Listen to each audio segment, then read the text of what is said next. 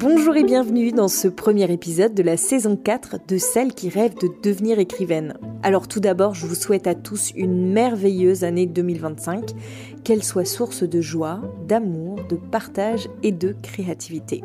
Pour ceux qui rejoignent le podcast, je vous fais une rapide présentation. Celle qui rêve de devenir écrivaine, c'est moi, Aurélia, 40 ans, passionnée par l'écriture, biographe prête-plume et aspirante écrivaine. Dans ce podcast, sous forme de journal de bord enregistré spontanément, je partage avec vous mon travail autour de l'écriture de mes romans principalement. Vous y retrouverez donc les problématiques d'une autrice en herbe, des réflexions, des techniques et des astuces autour de l'écriture, mais pas que. Pour vous recontextualiser un peu les choses, le roman avec lequel j'ai lancé ce podcast, c'est l'Inde de Suraj. Pour le moment, ce manuscrit est en pause et aujourd'hui, je viens de terminer l'écriture d'une comédie dramatique que j'ai commencé à envoyer en maison d'édition qui s'intitule provisoirement, c'est le cas pour tous mes projets en cours, et c'est comique sur les hommes de ma vie. Par ailleurs, je commence à réfléchir à un nouveau projet nommé Les Jumeaux. Dans cet épisode, je vous parle de simplicité, de mon nouveau projet, de choix, de stéréotypes de genre, d'agences littéraires, de lettres d'accompagnement, de notes d'intention, de chat GPT, de temps, d'idées, de thèmes, d'histoires, de personnages, d'intrigues, de drames, de peurs, d'enjeux et de bien d'autres choses. Bonne écoute à vous! Le dimanche 1er décembre 2024. Cette histoire des jumeaux a l'air de pas mal m'animer. Ça fait seulement 2-3 jours que je suis dessus, donc c'est peut-être un petit peu tôt pour me prononcer.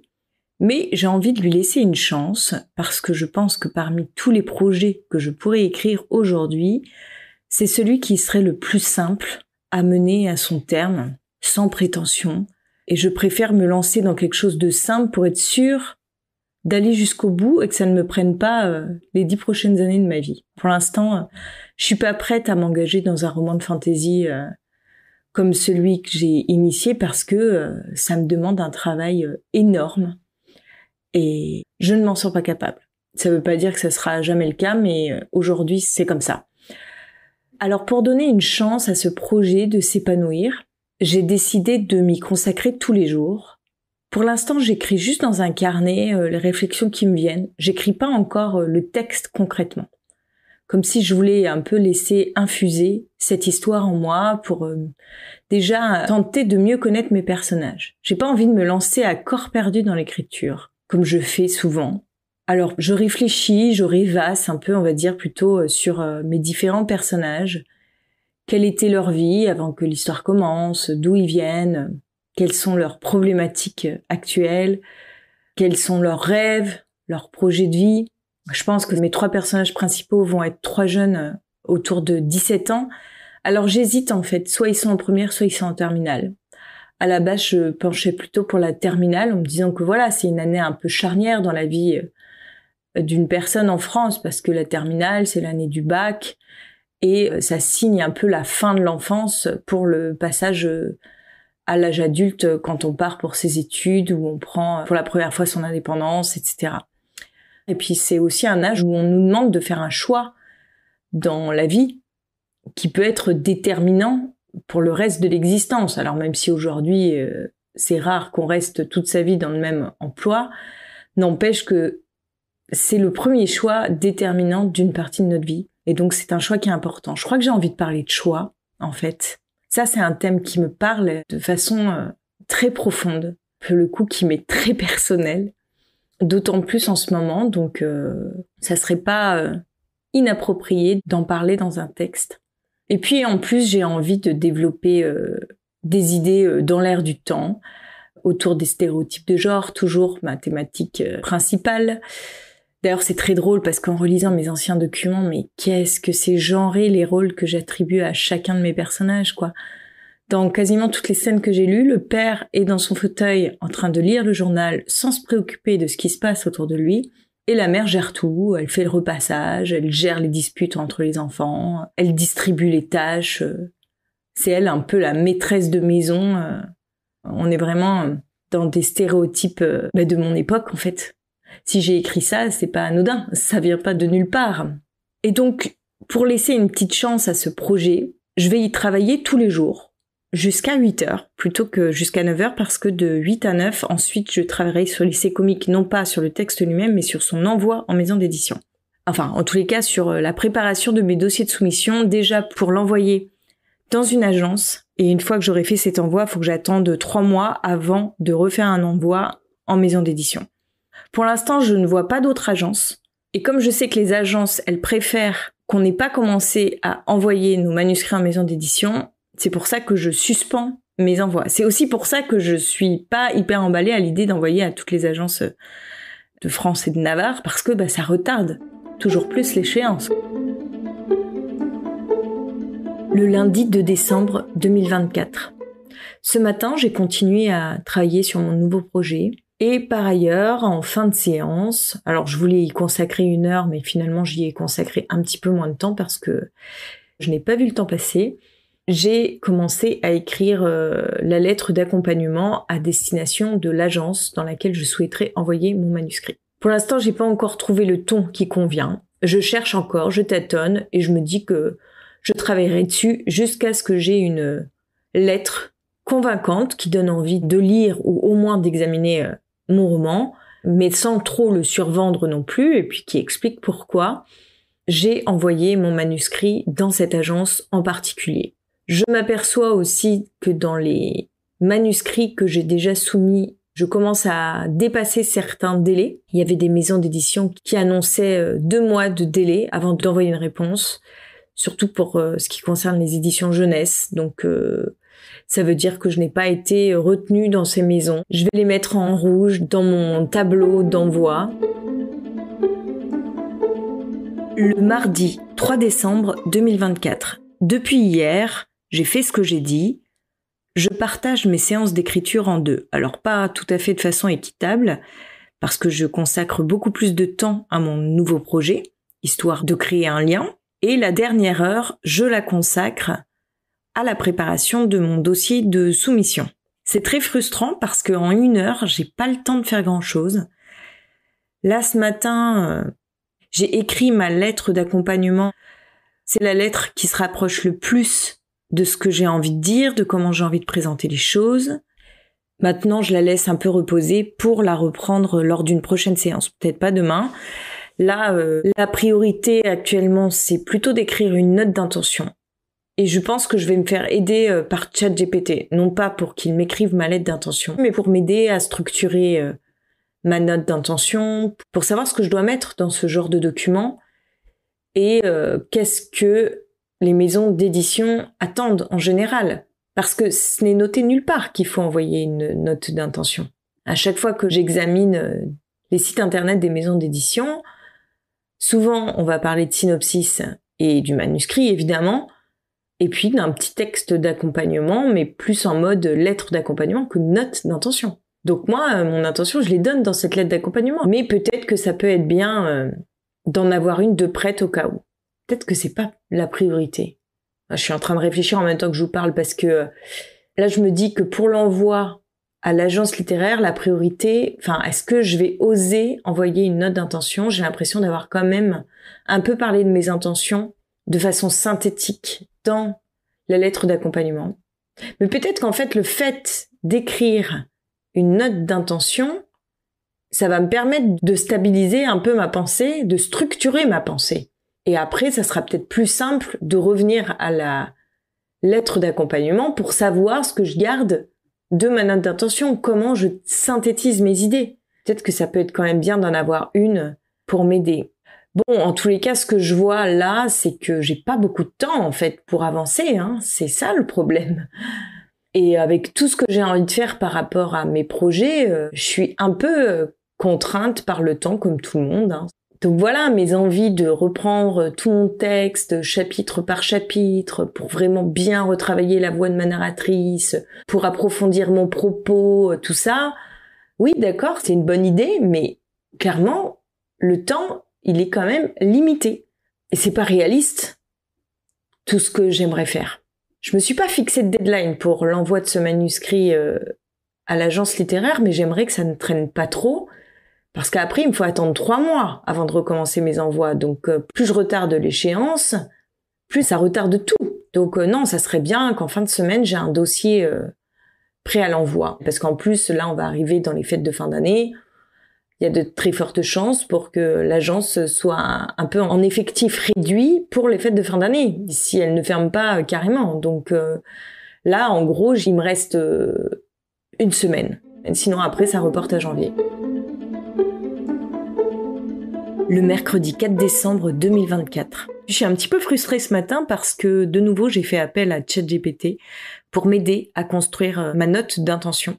Et ça m'agace parce que, alors que je lui avais posé quand même une question bien précise, qui concernait vraiment la note d'intention et non pas une lettre d'accompagnement, ChatGPT m'a donné des conseils, recommandations pour écrire une lettre d'accompagnement et non pas une note d'intention.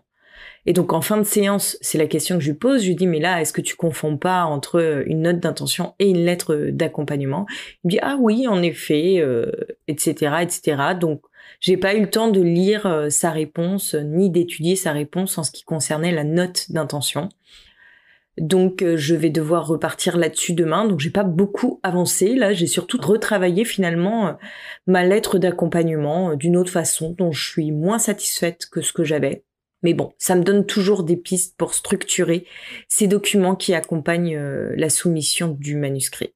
En fait, ce que j'aime bien avec ChatGPT, c'est qu'il me donne du grain à moudre. C'est-à-dire que il me donne plein de pistes de réflexion et de travail. Ça me fait avancer, ça me fait aller dans une direction. Et c'est là où c'est intéressant. Après, je pense que quand on lui pose des questions, il faut quand même savoir très clairement ce qu'on veut et connaître un peu son sujet. Parce que là, typiquement, si je ne faisais pas de différence entre la lettre d'accompagnement et la note d'intention, j'aurais tout pris pour argent comptant et je m'en serais contentée. Alors que je connais déjà un petit peu de quoi je parle et donc je peux orienter ma recherche à ce propos.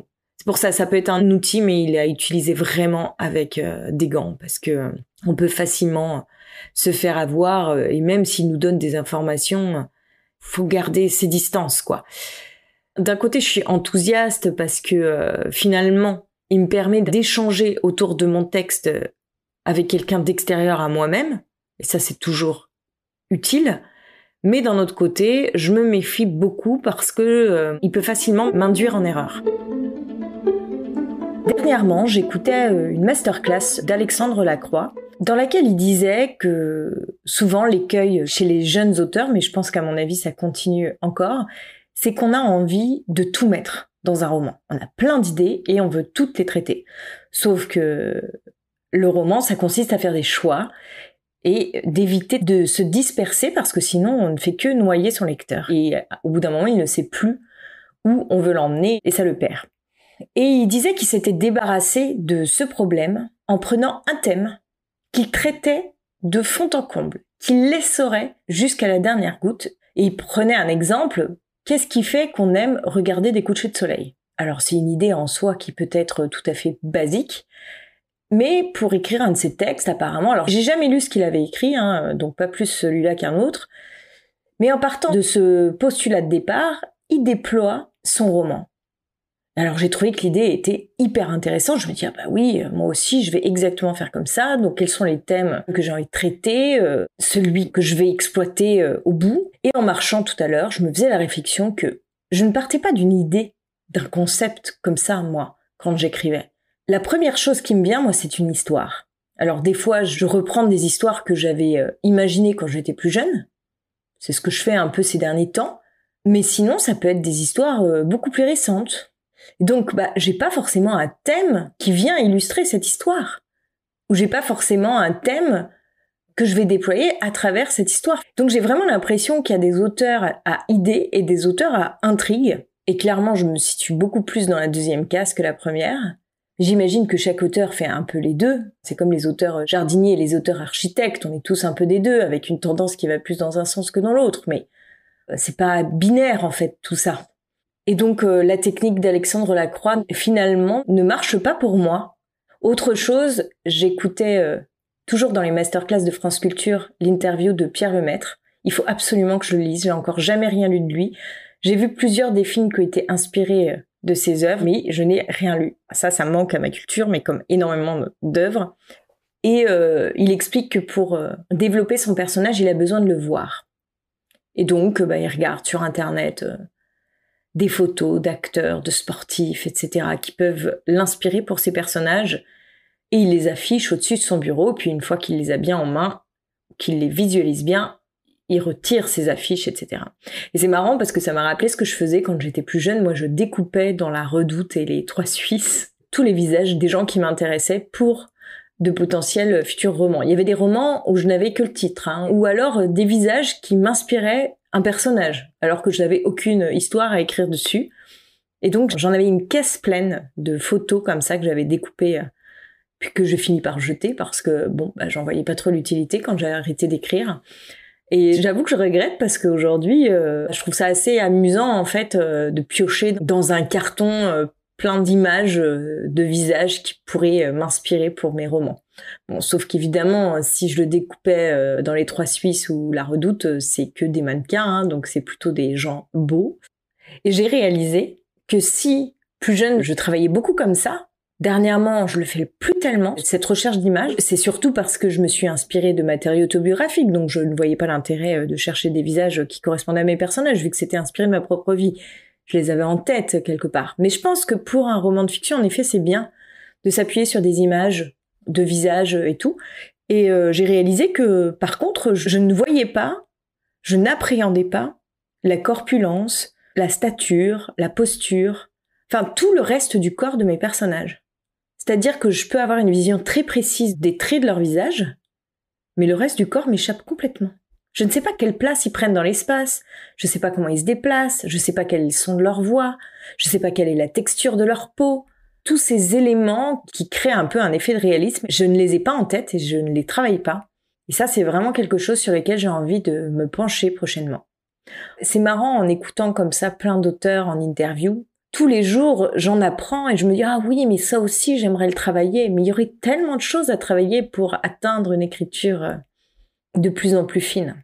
Alors quand on démarre, ça paraît une montagne insurmontable. Il y a tellement de couches à savoir maîtriser, auxquelles penser, à savoir gérer, qu'on peut pas tout faire en même temps. Et il faut y aller petit à petit. Je trouve ça bien, en fait, les jeunes auteurs qui se concentrent principalement sur une intrigue, parce que je pense que déjà, si on arrive à créer une bonne intrigue et à capter un public, on a déjà fait une grosse partie du travail. D'ailleurs, la plupart des jeunes auteurs qui sont publiés, ce sont plutôt des auteurs qui ont le sens de l'intrigue. Et je pense que c'est en effet une bonne manière de démarrer en écriture. Et puis, travailler sa plume, ça viendra à force d'écrire, approfondir ses textes, leur donner plus de sens, plus de subtilité et de finesse, et bien ça sera au fur et à mesure. On peut pas avoir cette maturité-là dès le plus jeune âge, enfin c'est rare, quoi. Le vendredi 6 décembre 2024. Suite à une discussion que j'ai eue hier avec une de mes collègues autrices, c'est une personne que j'ai rencontrée lorsque je faisais mon atelier d'écriture à l'école Les Mots. Depuis qu'on s'est rencontrés, on se fait des rendez-vous réguliers, donc maintenant ce n'est plus qu'une fois par mois, mais au début on travaillait toutes les 2 semaines ensemble, chacune sur nos textes, et puis là comme on a toutes les deux terminé le travail autour de nos manuscrits, on se fait plus un point tous les mois pour échanger autour de l'écriture, voir où on en est chacune, dans notre réflexion, dans notre parcours, dans nos projets.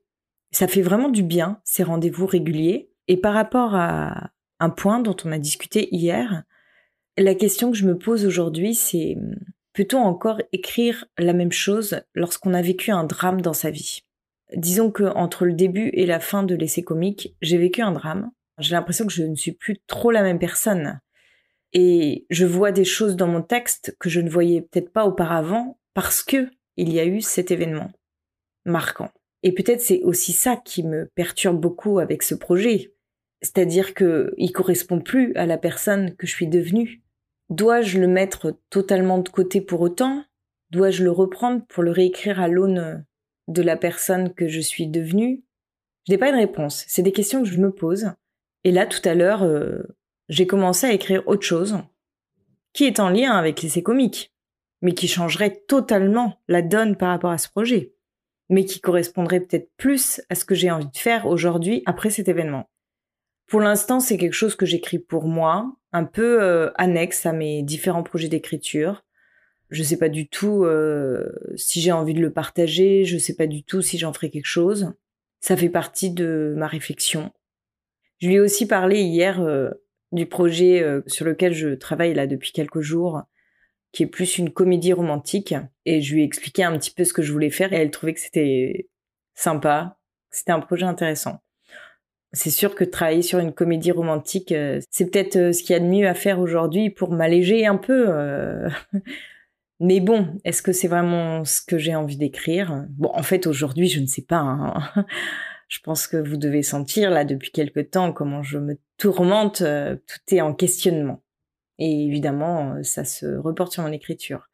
Alors, je pense qu'il ne faut pas que j'abandonne l'essai comique tel qu'il est aujourd'hui, parce qu'il tient quand même la route.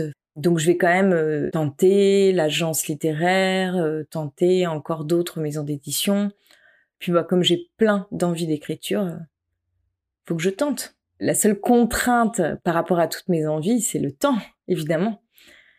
Donc tant que je ne vis pas de l'écriture, mon temps est quand même plus restreint. Alors même si je vole du temps au maximum dans toutes les sphères de ma vie pour pouvoir écrire, il y a quand même un moment où la vie est quand même prioritaire sur l'écriture et des fois, on est obligé de lever le pied par rapport à l'écriture parce que les conditions, nos conditions matérielles et nos conditions aussi de disposition mentale, en fait, ne nous permettent pas. Donc ça, faut aussi faire avec et ça fait partie des aléas de la vie. Le mardi 10 décembre 2024. Ça fait plus d'une dizaine de jours que j'ai commencé à préparer mon dossier de soumission pour envoyer mon texte dans une agence littéraire. Je voulais y inclure synopsis et notes d'intention, mais je ne m'en sors pas avec ces documents. Donc en fait, ça fait hyper longtemps que je tourne autour. Je suis insatisfaite du résultat et ça n'avance pas. Donc je me suis dit que si ces documents risquaient de desservir plus qu'autre chose mon projet, mieux valait peut-être ne pas les joindre. Et donc j'essaye juste d'avoir une lettre d'accompagnement percutante qui explique pourquoi je propose mon manuscrit dans cette agence littéraire. Mais j'ai super peur de l'envoyer parce que j'aimerais tellement être prise là-bas. C'est limite plus flippant qu'une maison d'édition parce que des maisons d'édition, il y en a plein, alors que des agences littéraires, il y en a beaucoup moins. Et celle-ci en particulier, si je ne suis pas prise là-bas, j'ai aucune chance d'être prise ailleurs quelque part. Parce que celle-ci, c'est vraiment une agence dans laquelle je me sentirais parfaitement à mon aise.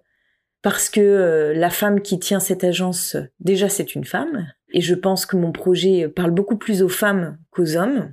Elle est de ma génération. Et puis elle représente beaucoup de militantes féministes. Alors non que je sois militante, mais par contre, comme je le disais ces derniers jours, je suis quand même très très influencée par les idées féministes et mon texte s'en ressent. Je vois pas de meilleure agence que celle-ci pour être représentée et j'espère tellement que mon texte ait une petite chance là-bas.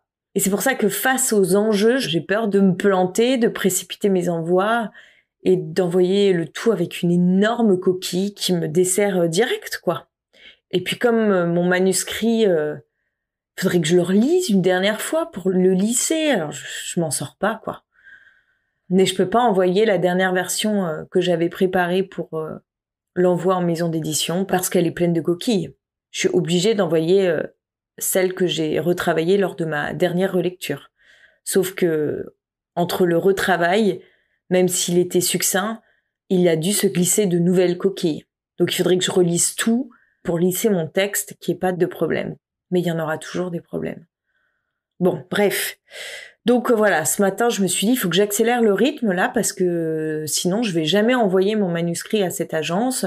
Ça retarde toujours plus l'échéance. Là, il faut que je l'ai envoyé avant ce week-end, parce qu'après, je pars en région parisienne. Je serai beaucoup moins disponible pour travailler sur mon manuscrit.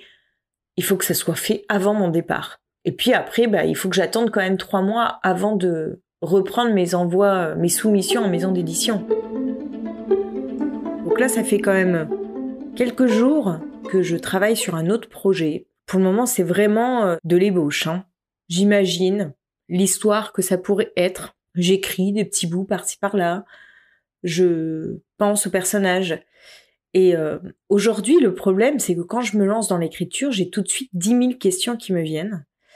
Alors qu'avant, quand j'étais plus jeune et que j'écrivais, j'avais une idée d'histoire et ça y est, j'y allais. Et il y a eu plein de fois où je suis allée jusqu'au bout d'un premier jet. Alors certes, c'était des histoires très très bancales, qui tenaient pas la route, qui étaient pas très réfléchies.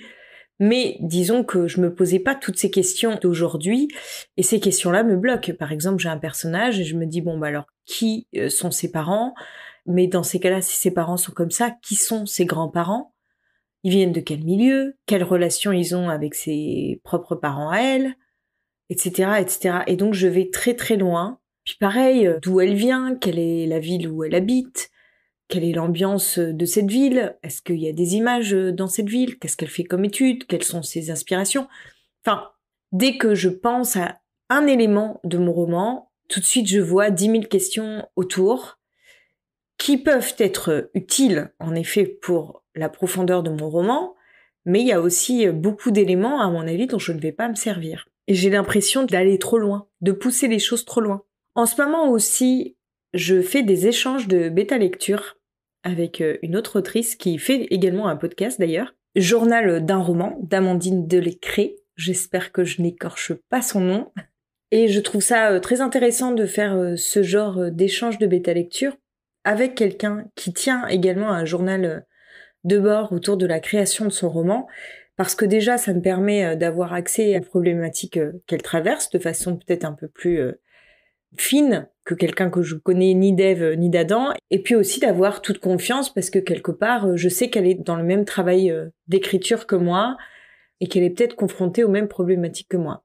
Elle m'a fait des premiers retours extrêmement positifs sur mon roman, notamment par rapport à mes personnages, qu'ils étaient bien incarnés, que ça fonctionnait bien. Elle aussi a été attachée au côté nostalgique du roman. Alors même si elle n'est pas exactement de la même période, mais bon, elle a un peu connu quand même cette époque. Donc ça fonctionne bien. Et ce qu'elle me conseillait, c'était rajouter de l'enjeu. Donc je lui ai demandé un petit peu d'éclaircir ce point, parce que la question qui se posait, c'est qu'est-ce qui avait fait qu'elle avait été au bout de sa lecture si ça manquait d'enjeu. Et c'est ce qu'elle m'expliquait. Elle, en tant qu'adulte, elle n'est pas forcément intéressée par les histoires d'amour d'Apolline. Enfin, c'est des histoires d'amour adolescentes, donc c'est vrai que ça concerne pas vraiment des adultes, quoi. C'est pas les problématiques. Donc même si voilà, le ton, l'humour, peut-être le sous-texte, tout ça, ça participe à intéresser un adulte, l'intrigue principale n'est peut-être pas ce qui va créer de l'enjeu pour lui. Et donc j'avais une petite phrase en tout début de roman que j'avais mis à un moment comme un indice de pourquoi mon personnage écrivait cette histoire, racontait cette histoire, que j'ai retirée ensuite en me disant que c'était peut-être pas une bonne idée de laisser ça là. Et je crois que je vais le remettre. D'ailleurs, je crois que dans la dernière version là que je suis en train de faire pour l'envoyer en agence littéraire, j'ai remis une petite phrase dans ce style-là. Et c'est une phrase que j'utilise beaucoup dans mes lettres d'accompagnement. Donc c'est peut-être un petit peu bête en effet de m'en passer dans mon roman. C'est tout pour aujourd'hui. Si vous avez aimé cet épisode, n'hésitez pas à le partager autour de vous et à laisser un commentaire et des étoiles sur les plateformes qui le permettent. Vous pouvez également me le dire et m'envoyer un message via Instagram @AurélieHorner. Et si vous souhaitez plus d'informations sur la biographie, rendez-vous sur mon site internet racontez-vous.com avec un tiret entre le raconter et le vous. Toutes les références sont dans la description de l'épisode. Dans tous les cas, j'espère vous retrouver dès la semaine prochaine, même jour, même lieu, même heure, vendredi à 18h, sur votre plateforme préférée. Un grand merci pour votre écoute, bonne semaine à vous et à bientôt!